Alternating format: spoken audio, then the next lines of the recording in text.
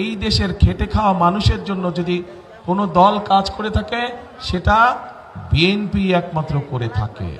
প্রিয় ভাই বোনেরা, আগামী 12 তারিখে নির্বাচনে বিএনপি ইনশাল্লাহ জয়ী হলে পরে আমরা অনেকগুলো পরিকল্পনা নিয়েছি।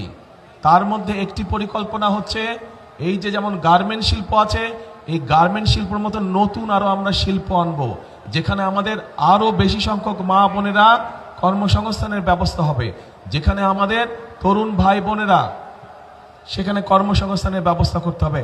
নতুন শিল্প আমরা এই দেশে নিয়ে আসব, যেখান থেকে আবার দেশে আরো বেশি বিদেশে রফতানি হবে।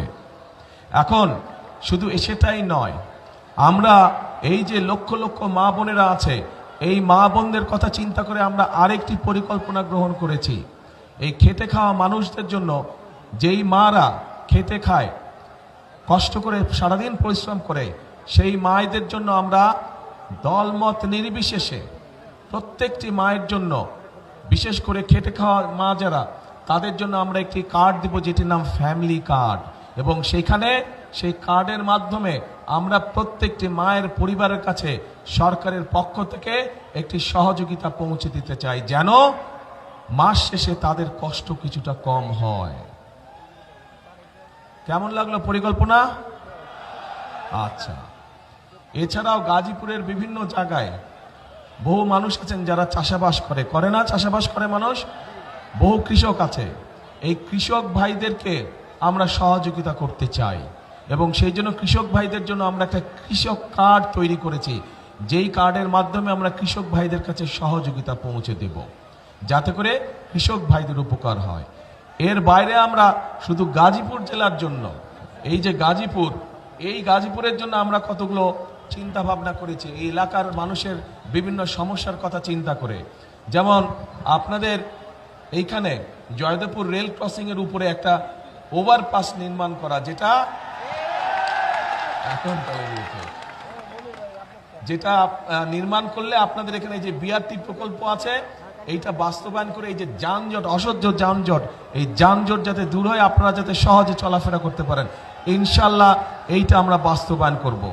শুধু তাই নয়, বিশেষ করে আমাদের নারী শ্রমিক যারা আছেন, তারা যাতে নিশ্চিন্তে টেনশনে না থাকেন সন্তানদেরকে নিয়ে, সেই জন্য কিছু কিছু গার্মেন্টসে আছে, বাট সকল শিল্প প্রতিষ্ঠানে আমরা আমাদের বোনদের জন্য, তাদের বাচ্চারা যাতে ঠিকভাবে থাকে, ঠিকভাবে তাদের দেখাশোনায়, তাদের জন্য ডে কেয়ার সেন্টার তৈরি করার পরিকল্পনা আমরা নিয়েছি।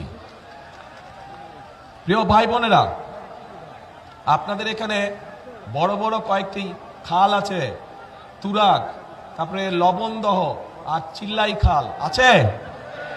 এগুলো কি বন্ধ হয়ে গেছে? এগুলো পানি আছে না নাই? চলে? হ্যাঁ, দূষণে সব বন্ধ হয়ে গেছে। তো এটা কি খাল খনন করা দরকার, পরিষ্কার করা দরকার? করবেন সবাই মিলে? আমরা যদি শুরু করি, কাজ করবেন? কারা কারা যাবেন? হাত তুলেন। কারা কারা পরিষ্কার যাবেন? ঠিক আছে, ইনশাল্লাহ 12 তারিখে ধানের শীষকে যদি বিজয় করে নিয়ে আসেন, এই তিনটাকে দূষণ মুক্ত করব আমরা, তিনটা খালকে পুনর্খনন করব আমরা, যাতে এখান দিয়ে পরিষ্কার পানি চলাচল করতে পারে।